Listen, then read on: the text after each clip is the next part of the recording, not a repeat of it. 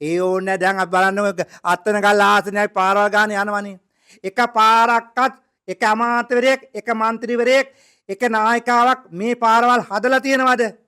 සමහර පාරවල් යන්න බෑ ගමට. ගමට යන්න බෑ. හැබැයි කතාව නම් දෝලාවෙන් හැබැයි ගමේ මිනිස්සු දුක් වෙනවා. දැන් අපි දැක්ක වත්මන් රජය මේ වෙන විට කියනවා බුද්ධ ශාසන ඇමතියා. බුද්ධ ශාසන ඇමති මෙන්න මේක හොඳට අහුම්කම් දෙන්න. මෙන්න මේ කතාව හොඳට අහුම් ගන්න.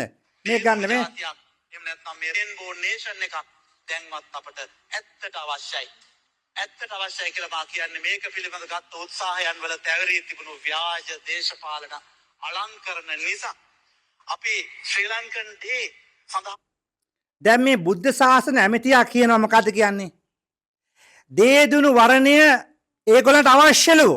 මොකද්ද මේ දේදුණු වර්ණය කියන්නේ? මේ දේදුණු වර්ණය බුද්ධ ශාසන සංස්කෘතික අමාත්‍යවරයාට අවශ්‍යලු. අමාත්‍යතුමනි තොට ඔය දේදුණු වර්ණය තියාගෙන තොපි අවශ්‍ය දේවල් කරගන්නවෝ. මේ රටේ සංස්කෘතිය විනාශ කරන්න ඉඩ දෙන්නත් බෑ, ඉඩ දෙන්නෙත් නෑ. ඉතිහාසයේ දක්වා බලන්න සංස්කෘතිය ලස්සනට ඇතිනා මේ දේදුණු වර්ණේ සමලිංගිකත්වය ලංකාවට අවශ්‍ය නැහැ කියන එක මම මේ අවස්ථාවේ කියනවා.